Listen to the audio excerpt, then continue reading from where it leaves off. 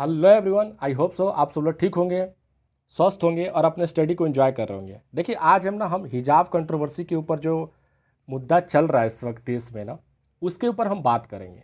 ठीक है, कि आखिर ये कंट्रोवर्सी क्यों जनरेट हुई, इसका पीछे का कारण क्या है और ये पूरा इशू क्या है। ठीक है, उस पूरे प्रक्रम को ना एक क्रम वाइज हम समझेंगे। ठीक है, देखिए, हिजाब जो कंट्रोवर्सी जो जनरेट हुआ, जो मुद्दा उठा, ये कर्नाटक से हुआ। हुआ क्या, इसके पीछे जो बैकग्राउंड था उसको हम ब्रीफ में डिस्कशन कर लेते हैं। हुआ क्या कि कर्नाटक स्कूल में ना, मतलब कर्नाटक स्कूल में क्या है कि कुछ लड़कियां जो हैं, लड़कियों की तरफ से वो हिजाब को ना, मतलब हिजाब स्कूल में पहन के जा रही थी, स्कूल कैंपस में तो पहन के जा रही थी, लेकिन उनके तरफ से एक डिमांड आई कि हमको हिजाब पहनकर क्लासरूम में भी ना इसको पहनकर बैठने की इजाज़त दी जाए। कुछ लड़कियों की तरफ से, मुस्लिम गर्ल्स की तरफ से ऐसा डिमांड किया गया स्कूल मैनेजमेंट की तरफ से, स्कूल मैनेजमेंट के लिए। तब स्कूल मैनेजमेंट की तरफ से एक जो सफाई दी गई, जो आर्गुमेंट दिया गया कि चूंकि जो हिजाब जो है ना, वो ड्रेस कोड का हिस्सा नहीं है। ठीक है, तो इसलिए आपको हिजाब जो है स्कूल कैंपस में तो आप पहन के आ सकती हैं, लेकिन क्लासरूम में नहीं। जो क्लासरूम है ना, वहाँ आपको पहन के बैठने की इजाज़त नहीं दी जाएगी। इसको इसमें फिर क्या हुआ, उन गर्ल्स की तरफ से इस चीज़ों को मतलब एक कंपलसरी करने के लिए उनके लिए एक प्रोटेस्ट की तरह इनका यूज होने लगा कि नहीं, हमें ये हिजाब को ना पहनकर क्लासरूम में बैठने की इजाज़त दी जाए, क्योंकि ये हमारा धर्म की स्वतंत्रता है। तो हम अपने धर्म के पालन, धर्म का जो हमारा हमारा पाठ है, तो हम इसको पहनकर क्लासरूम में बैठना चाहते हैं। तो हमें स्कूल मैनेजमेंट की तरफ से ऐसी व्यवस्था की जाए। लेकिन स्कूल मैनेजमेंट की तरफ से क्या है कि नहीं, ये स्कूल ड्रेस, स्कूल कोड का जो है ये पार्ट नहीं है, तो इसको पहन के बैठने की इजाज़त नहीं दी जाएगी। उसके बाद से ये कंट्रोवर्सी जो है धीरे धीरे बढ़ती गई और इतना बड़ा हो गया कि इसके ऊपर बहुत ज़्यादा विवाद हुआ और देश के हर एक अलग अलग कोने में इंस्टीट्यूशंस के ऊपर, जो एजुकेशन इंस्टीट्यूशन के कैंपस में ये मुद्दा काफ़ी ज़ोर से उठा। हालांकि देखिए, कर्नाटक हाई उसके बाद क्या हुआ ना, ये गर्ल्स जो है ये कर्नाटक हाई कोर्ट का दरवाज़ा खटखटाती हैं। इनकी तरफ से पिटिशन फाइल किया जाता है कि ऐसी सी बात है, हम हिजाब पहनकर मतलब क्लासरूम में बैठना चाहते हैं, बट जो स्कूल मैनेजमेंट जो है ना, वो बैठने मतलब क्लासरूम में हिजाब पहनकर बैठने की इजाज़त नहीं दे रहा। ठीक है, ये प्रोग्राम इनके तरफ से कहा गया। उस समय क्या था, कोविड-19 के कारण ना बहुत से क्लासेस जो है, स्कूल इंस्टीट्यूशन जो है बहुत जगह बंद थे कर्नाटक में। ये कर्नाटक से मुद्दा उठा था, आज पूरे देश में है। ठीक है, तो उसके बाद क्या हुआ ना, कोर्ट ने जब सुनवाई कर रहे थे ना, तो उन्होंने क्या किया कि इसको संज्ञान लेते हुए कहा कि ये जो इशू है ना, इसको इसको एक मतलब अच्छे वे से हल करना होगा। तो उन्होंने क्या किया कि बड़े बेंच को ये पूरे मामले को ना सौंप दिया और उसके बड़े मामले कोर्ट को, बड़े बेंच को सौंपने के साथ ही ये डिसीजन दिया कि जब तक इस पे फाइनल वर्डिक्ट नहीं आता है, तब तक किसी तरीके से रिलीजियस प्रैक्टिसेस जो है ना क्लासरूम में नहीं होनी चाहिए, इवेंट्स स्कूल कैंपस में नहीं होनी चाहिए।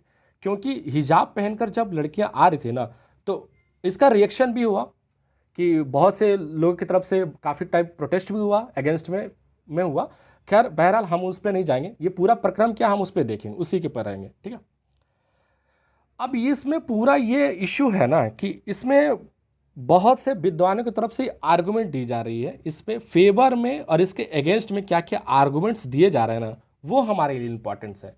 उसको हम अपने जीएस पेपर 2 में इसका इंक्लूड कर सकते हैं और इसको हम ऐसे में भी इसका यूज कर सकते हैं। सोसाइटी के ऊपर जब भी आपको लिखने के लिए आए ना, तो आप इस चीज़ों पे लिख सकते हैं। ठीक है, इसका रेफरेंस ले सकते हैं।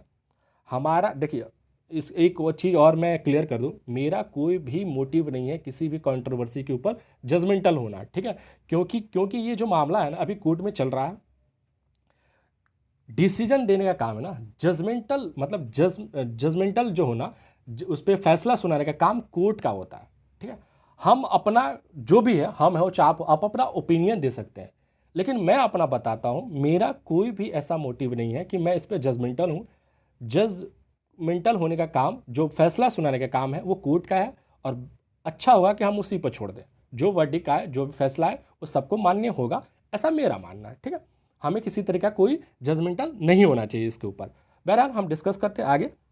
इसके फेवर में जो तर्क दिए जा रहे हैं ना, मतलब इसके जो आर्गूमेंट है ना, इसके ऊपर जो आर्गूमेंट दिए जा रहे हैं इसके फेवर में, इसमें पहला जो पॉइंट्स है ना, उसमें ये बताया जा रहा है, उसमें आर्टिकल कॉन्स्टिट्यूशंस के आर्टिकल 25 का हवाला दिया जा रहा है, जिसमें फ्रीडम ऑफ रिलीजियस मतलब धर्म की स्वतंत्रता से संबंधित ये आर्टिकल है। उसमें बताया जा रहा है कि जो किसी भी धर्म को में कोई चीज़ें प्रैक्टिस करने का हक होता है, हर एक धर्म के अपने अपने पालन का पूरा स्वतंत्रता होती है, तो इसीलिए इस चीज़ों को भी करने का पालन, इसमें पालन करने का पूरा अधिकार होता है और दिया जाना चाहिए। एक पॉइंट्स ये है। सेकंड पॉइंट ये है, अगर सेकंड पॉइंट जो इसके फेवर में जो तर्क दिया जा रहा है, उसमें बताया जा रहा है आर्टिकल 91 का हवाला दिया जा रहा है। इसमें बोला जा रहा है कि किसी भी पहनावा को पहनने के लिए जो ये है राइट ऑफ फ्रीडम से संबंधित, जो आर्टिकल 19 जो है ना, राइट ऑफ फ्रीडम से संबंधित है। इसमें ड्रेस पहनावे के ऊपर भी है कि आप कोई भी कुछ चीज़ें पहन सकते हैं, इस पर अधिकार है फ्रीडम्स के से रिलेटेड। तीसरा जो पॉइंट्स जिसके फेवर में दिया जा रहा है, इसमें ये बता रहा है जो यूनिफॉर्म से है ना, उसको ज़्यादा इम्पोर्टेंस नहीं देनी चाहिए इंस्टीट्यूशंस में, ठीक है। इसको अगर पूरा फोकस ना एजुकेशन पे होना चाहिए, ना कि यूनिफॉर्म पे होना चाहिए, ठीक है। और किस तरह से क्या उन पे अपनी एक अलग मत होता है, तो उनको अगर ऐसा लगता है कि इसको धर्म के लिए ज़रूरी है उनके प्रैक्टिसेस पे, तो इसको अलाउ कर देना चाहिए। ऐसा आर्गूमेंट दिया जा रहा फेवर में। हम फेवर की बात कर रहे हैं, क्या क्या दिया रहा। उसके बाद उसके बाद एक और जो फेवर में बात की जा रही है, उसमें क्या है कि माइनॉरिटी के जो कल्चरल प्रोटेक्शन है ना, उसके जो प्रोटेक्शन राइट है ना, वो हर एक डेमोक्रेटिक कंट्री का वो होता है, मतलब वो होता है डेमोक्रेटिक कंट्री का वो दायित्व होता है कि उसके माइनॉरिटी के प्रोटेक्शंस की आप आइडेंटिटी को फुलफिल करें, उसके आइडेंटिटी की प्रोटेक्शंस को फुलफिल करें। ये डेमोक्रेटिक कंट्री का एक दायित्व होता है। उसके बाद ये है कि हिजाब और बुर्खा जो है ना, वो दो अलग अलग चीज़ें हैं। हिजाब जो है वो है एक स्कार्फ की तरह होता है, जो आप मतलब सर के और वो जो है मतलब ऐसे राउंड फिगर में फेस के ऊपर से लपेटा जाता है। और जो बुर्खा है वो पूरे बॉडी के कवर के लिए होता है। तो ये जो है, और ये जो हिजाब जो है वो ड्रेस के साथ ही इसको पहना जा सकता है। तो इसमें कोई भी ऐसा नहीं होना चाहिए कि ये कंट्रोवर्सी होने का मुद्दा मतलब एक बात हो। ये सब पॉइंट्स तर्क दिए जाते हैं फेवर में। अब इसके कुछ अगेंस्ट में भी बात किए जा रहे हैं। और हाँ, एक मुद्दा और था, एक आर्गुमेंट ये भी दिए जा रहे थे कि जो लड़कियां प्रोटेस्ट कर रही थी इस प्रक्रम में, तो उनका तो जो है क्लासेस जो बाधित हो रही हैं, उनकी शिक्षा तो मतलब बाधित हो रही है। तो उनकी शिक्षा का क्या? तो स्कूल मैनेजमेंट की तरफ से स्टेप उठाया गया ना कि जो बच्चियां जो इस प्रक्रम से जुड़ी हुई हैं और ये बाहर हैं, जो क्लासेस ले नहीं पा रही है, तो उनके लिए स्कूल मैनेजमेंट की तरफ से ऑनलाइन एजुकेशन के लिए प्लेटफॉर्म को ऑर्गेनाइज किया गया। क्योंकि कोविड-19 जब चल रहा था ना, तो सारे स्कूल बंद थे। अब पूरे स्कूल खुल चुके हैं, तो क्लासेस चल रहे हैं, ऑफलाइन मोड में क्लासेस चल रही है, हर जगह चल रही है। उसी तरह कर्नाटक में भी चल रहा है, ऑफलाइन मोड में क्लासेस चल रही है। तो स्कूल मैनेजमेंट की तरफ से ये डिसीजन लिया गया कि जो लड़कियां क्लासरूम से बाहर है ना, उनके लिए ऑनलाइन मोड पे क्लास जो है वो प्रोवाइड किया जाएगा और दिया जाएगा। ये स्कूल की तरफ से स्टेप लिया गया, हालांकि बहुत अच्छा है। अब इसके अगेंस्ट में क्या तर्क दिए जा रहे हैं, ठीक है, उसको देखते हैं हम। इसमें कहा गया है ना कि देखिए, कर्नाटक एजुकेशन एक्ट 1983 जो है ना, उसमें सेक्शन 133(2) जो है, उसमें राइट दिया गया है, अधिकार दिया गया गवर्नमेंट्स को कि जो भी इंस्टीट्यूशंस है ना, उसमें क्या यूनिफॉर्म ड्रेस कोड कैसा होगा, उसको बनाने का अधिकार दिया गया है। इससे संबंधित ये बात की गई है कर्नाटक एजुकेशन एक्ट 1983 में, ये अधिकार दिया गया है। उसमें ये बताया गया है कि ड्रेस कोड में ना, इसके हिसाब से जो ड्रेस कोड है ना, जो स्कूल का यूनिफॉर्म कोड है, उसमें हिजाब जो है ना, वो पार्ट नहीं है ड्रेस कोड का। तो अगर वो हिजाब ड्रेस कोड का पार्ट नहीं है, तो किसी तरीके से उनको अलाउ नहीं किया जाएगा जो ये पहन कर आ रही है उनको क्लासरूम में, क्योंकि वो ड्रेस कोड का पार्ट नहीं है। ये अगेंस्ट में तर्क दिया जा रहा है, ठीक है। हिजाब के अगेंस्ट में ये तर्क दिया जा रहा है। उसके बाद ये रहता है कि उसके बाद एक और जो तर्क दिया जा रहा है, आर्टिकल 19 का हवाला लिया जा रहा है कि आर्टिकल 19 जो है ना, ये जो है ये इसका कुछ अपवाद भी है, एसेंशियल भी है। ये पब्लिक ऑर्डर पे ना, अगर किसी तरीके ऊपर पब्लिक ऑर्डर दिया जा रहा है ना, तब ये किसी तरीके से फंडामेंटल राइट्स के प्रोटेक्शंस की इसमें बाधित नहीं है। मतलब अगर किसी चीज़ के लिए पब्लिक ऑर्डर दिया गया है और आप उसके विरुद्ध, उसके अगेंस्ट में कर रहे हैं, तो किसी तरीके से फंडामेंटल जो राइट्स के प्रोटेक्शन है वो नहीं किया जा सकता इस प्रोसेस में। क्योंकि ड्रेस कोड जो है वो एक पब्लिक ऑर्डर की तरफ में है, क्योंकि कर्नाटक एजुकेशन एक्ट 1983 में इसमें पार्ट दिया गया कि ड्रेस जो यूनिफॉर्म कोड है वो इंस्टीट्यूशंस के द्वारा लागू किया जा सकता है, जो वो उसका हिस्सा है उनको लागू करने के लिए। तो ये जो पब्लिक ऑर्डर है ये इसके मतलब इसके खिलाफ है, तो इसलिए ये चीज़ें नहीं हो सकती। उसके बाद एक और तर्क दिया जा रहा है कि आर्टिकल 28 आर्टिकल 28(1) इसमें ये बताया गया ना कि जो स्कूल, आर्टिकल 28 में ये तर्क दिया गया है कि जो भी स्कूल, ठीक है, ये बहुत वैलिड मतलब पॉइंट है, जो भी स्कूल मतलब स्टेट गवर्नमेंट से फंडेड हो, ठीक है, स्कूल जो है स्टेट गवर्नमेंट से फंडेड हो, उसमें किसी तरीके से रिलीजियस प्रैक्टिस नहीं किया जा सकता है, किसी तरीके से रिलीजियस इंटरेक्शन जो इंटरेक्शन है वो नहीं किया जा सकता है, जो गवर्नमेंट की तरफ से फंडेड स्कूल हो, ठीक है। उसमें ये बताया गया आर्टिकल 28(1) में ये बात कही गई है, ठीक है। उसके बाद ये कहा गया कि देखिए जो सेकुलरिज्म का जो मेन पिलर है ना, एक फेवर ये भी है, सेकुलरिज्म एक इम्पॉर्टेंट पिलर है, तो इसीलिए ना जो है रिलीजियस को ना, मतलब धर्म को किसी तरीके से ना एजुकेशंस के मैटर में नहीं घसीटना चाहिए, इसको दूर रखना चाहिए। धर्म एक अपना अलग मानता है, आपके फेथ है, लेकिन जो शिक्षा है ना वो तो हर किसी के लिए है, चाहे किसी रिलीजियस से हो। तो हमको धर्म को और एजुकेशन में मिक्स नहीं करना चाहिए, ये इसके अगेंस्ट में तर्क दिया जा रहा है, हिजाब के अगेंस्ट में। उसके बाद ये बता रहे हैं सबसे एक जो इम्पॉर्टेंट जो बात है, ये सबसे इम्पॉर्टेंट मेरे हिसाब से ये पॉइंट है कि अगर इस्लाम का, ठीक है, जो हिजाब है अगर एसेंशियल प्रैक्टिसेस है तो ये पहन के आ सकती है, लेकिन अगर इसका ये हिजाब जो है एसेंशियल प्रैक्टिसेस नहीं है तो ये पहनकर वो नहीं जा सकती है। क्योंकि सिख में ना, सिर्फ जो सिख कम्युनिटी है ना उसमें आप देखिएगा कि पगड़ी पहनकर वो स्कूल में जाते हैं, क्योंकि जो सिख कम्युनिटी के लिए ना पगड़ी जो है एसेंशियल प्रैक्टिसेस है उनके रिलीजियस को लेकर।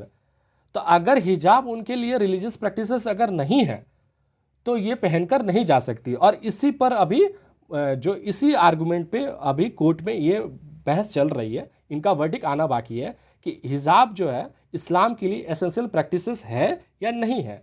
अगर ये इस पर वर्डिक्ट आ जाता है कि अगर हिजाब एसेंशियल प्रैक्टिस है तब तो वो पहनकर जा सकती हैं, लेकिन अगर ये वर्डिक्ट अगेंस्ट में आया कि हिजाब जो है इस्लाम के लिए एसेंशियल प्रैक्टिसेस का पार्ट नहीं है तो ये रोक दिया जाएगा, ये पहनकर नहीं आएंगी। बहरहाल कोर्ट का निर्णय है, कोर्ट जो भी डिसीजन देगा उसके ऊपर फिर हम डिस्कस करेंगे।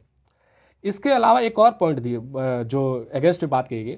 देखिए इसी प्रक्रम में ना केरला हाई कोर्ट का ना एक डिसीजन आया था, ठीक है, साल 2018 में। वो भी, उसमें भी क्या था, उसमें एक पॉइंट्स बड़ा इंपॉर्टेंस था। उसमें बताया गया था कि अगर एक तरफ आपका इंडिविजुअल राइट हो, ठीक है, और दूसरी तरफ जो है ड्रेस कोड का मुद्दा हो, तो आपको जो मतलब आप जो जिस फेवर में जाएंगे वो ड्रेस कोड के फेवर में जाएंगे। वहाँ पे आपका इंडिविजुअल जो राइट है ना वो मायने नहीं रखेगा अगर ये दोनों में अगर क्लैश होता है। तो ये वर्डिक्ट आया था, ये डिसीजन आया था केरला हाई कोर्ट का 2018 में, सेम इसी तरह के प्रक्रम के ऊपर। तो इसका रेफरेंस भी लिया जा सकता है, हालांकि कोर्ट इसमें इस चीज़ को भी देखेगी, इसमें प्रैक्टिसेस करेगी। इन पूरे आर्गुमेंट को हमने देखा कि इसके फेवर में क्या है और इसके अगेंस्ट में क्या क्या तर्क दिया जा रहा है। अब बात आती है कुछ एडिशनल पॉइंट्स की। आखिर स्कूल में यूनिफॉर्म क्यों होता है? मैं अगर आपसे क्वेश्चन कहूँ तो स्कूल में यूनिफॉर्म क्यों रखा जाता है? देखिए ड्रेस रहने का मतलब है ना, यूनिफॉर्म होने का मतलब होता है ना जो स्कूल का ये क्लासरूम है ना, इसमें बहुत से बच्चे हर एक अलग अलग कम्युनिटी, धर्म, जात, रेस के से मतलब अलग अलग धर्म से, अलग अलग कास्ट के प्रैक्टिसेस करने वाले बच्चे आते हैं। लेकिन जो टीचर होता है ना, ठीक है, उसके लिए सारे बच्चे इक्वल कैसे हों, तो उनको इक्वल करने के लिए एक पैमाना होता है, एक पैमाना तय किया जाता है कि जो स्कूल का जो कैंपस है ना, वो इनको इक्वल ट्रीटमेंट करेगा। तो बच्चों को इक्वल ट्रीटमेंट करने के लिए एक कोड होना चाहिए, यूनिफॉर्म, ताकि हर एक बच्चा एक कैंपस में आए तो एक जैसा दिखे, उसमें किसी तरीके से कोई भेदभाव ना हो, ठीक है। ना ही वो बच्चा किसी तरीके से ऊंच नीच हो, ना ही कोई कास्ट रिलीजियस धर्म से हो। हर एक बच्चा, हर एक टीचर के लिए जो है ना, हर एक टीचर के लिए जो स्टूडेंट है ना, इक्वल होगा, इक्वल ट्रीट किया जाएगा, किसी तरीके से कोई भेदभाव नहीं होगा। एक पूरा इंपॉर्टेंट कंसेप्ट होता है स्कूल यूनिफॉर्म ड्रेस का, ठीक है। इससे ये पता बिल्कुल नहीं चलता है, स्कूल यूनिफॉर्म से ये होता है कि हर एक बच्चे जो है ना, एक सिमिलर तरीके से देखते हैं। आप भी, मैं भी बचपन में स्कूल गया हूँ, आप भी गए होंगे, जो भी इस वीडियो को सुन रहे हैं, हर कोई शख्स या तो अभी स्कूल में पढ़ रहे होंगे, या जा रहे होंगे, या कभी गए होंगे। तो हम सबों ने एक स्कूल यूनिफॉर्म देखा है, ठीक है। हम सब स्कूल यूनिफॉर्म में जाते थे। तो इससे ये होता था क्या, हमें ये पता नहीं चलता था ना कि कौन किस घर से आ रहा है, क्योंकि हर बच्चा एक अलग अलग कल्चरल इन्वायरमेंट से आता है। लेकिन स्कूल में आते के साथ वो एक जैसा हो जाता है, ठीक है। उनका किसी तरीके से कोई इम्पैक्ट नहीं हो पाता इनका, क्योंकि यहाँ पर उनका पूरा मोटिव होता है एजुकेशन, शिक्षा। तो एजुकेशन के लिए इक्वलिटी बहुत ज़रूरी है, और इक्वलिटी तभी होगी जब बच्चे सब एक रूप में होंगे, ठीक है। ये एक ऐसा इसके ऊपर भी एक आर्गूमेंट, एक और आर्गूमेंट दिया जा रहा है कि अगर सपोज डैट, अगर ये कॉन्फ्लिक्ट जनरेट हो रहा है, तो अगर मान लीजिए कोई बच्चा, एक गर्ल्स, मुस्लिम गर्ल्स, एक मुस्लिम अलग रिलीजियस का गर्ल्स, मान लीजिए सीमा है और ये सलमा है, ये दो दोस्त हैं, और एक तरफ से नदीम है, दूसरी तरफ से नरेंद्र है, ये दो दोस्त हैं। ऐसे बच्चे जो इतने सालों से दोस्त थे, अच्छे से बात कर रहे थे, तो इनके ऊपर इनका इम्पैक्ट कहीं पड़ तो नहीं रहा है इस पूरे प्रक्रम का। एक आर्गुमेंट ये भी दिया जा रहा है, एक नज़रिया ये भी है जो इस पर डिस्कस कर रहे हैं। देखिए, मैं जजमेंटल नहीं हो रहा हूँ, जो ओपिनियन जो चल रहे हैं ना, उस पर मैं बात कर रहा हूँ, ठीक। तो इनका जो है ना, ये तो मतलब इनका तो कोई लेना देना है नहीं इस चीज़ों पे, लेकिन इनकी जो फ्रेंडशिप में है, चाहे इन चीज़ों का जो आपस जो सौहार्द है ना, मतलब आपस जो एक बॉन्डिंग है, वो कहीं खतरे में तो नहीं पड़ रही है। क्योंकि अगर आप इस चीज़ों को बांट देंगे, डिवाइड कर देंगे ना, आप धर्म के तरह से किसी तरीके से और प्रस्तुत, तो हमें एक सोशल फैब्रिक को बचाने की ज़रूरत है, ना कि उसको डिस्ट्रॉय करने की ज़रूरत है। किसी तरीके से जो सोशल फैब्रिक है ना, उसको हमें डिस्ट्रॉय नहीं होने देना, ठीक है। हमें सौहार्द बनाए, जो सोशल हार्मोनी है ना, एक जो कल्चरल हार्मोनी है, उसको अपनाते हुए, अपने फेथ के ऊपर बिलीव करते हुए, दूसरे पर्सन्स के फेथ के ऊपर बिलीव करते हुए, हम सबों को एक साथ रहने के लिए आगे बढ़ना चाहिए, एक साथ रहकर आगे बढ़ना चाहिए। ऐसा भी एक तर्क इस पर भी दिया जा रहा है, ठीक है। पूरे प्रक्रम को हमने देखा, ये जो आर्गूमेंट है, ये जो पर्सपेक्टिव है, ये सोशल पर्सपेक्टिव्स क्या है, मतलब अलग नज़रिया क्या है, ऐसा क्या एक जो डायमेंशन है वो क्या है, वो उसके ऊपर है, ठीक है। देखिए, हमने स्टार्टिंग से इस पे बात किया कि आखिर ये विवाद क्यों हुआ, इसके क्या क्या पक्ष थे, ठीक है, इसमें क्या क्या मतलब आर्गुमेंट हो रहे हैं, कर्नाटक हाई कोर्ट का इस पर क्या पक्ष था, स्कूल मैनेजमेंट का क्या रुख रहा, जो प्रोटेस्टर है, जो मुस्लिम गर्ल्स है, उनका क्या डिमांड है, ठीक है। सेक्शन जो कर्नाटक सेक्शन 33(2) जो है कर्नाटक एजुकेशन एक्ट 1983, ये क्या कहता है, स्कूल यूनिफॉर्म कोड क्यों जरूरी है, इस पे भी हमने बात किया। स्कूल यूनिफॉर्म क्या संबंध होता है, उसके पर हमने डिस्कस किया, और ये सोशल किस तरह से इसका चेंजेस इम्पैक्ट हो रहा, उसके पर भी हमने बात किया। फ्रेंड्स, अगर आपको ये वीडियो पसंद आया हो तो इसको लाइक करें, शेयर करें और सब्सक्राइब करें। और हाँ, आप हमारे एकेडमी फॉर जनरल स्टडी के टेलीग्राम चैनल और फेसबुक चैनल से भी जुड़ सकते हैं, जिसका लिंक आपको डिस्क्रिप्शन बॉक्स में मिल जाएगा। Thank you.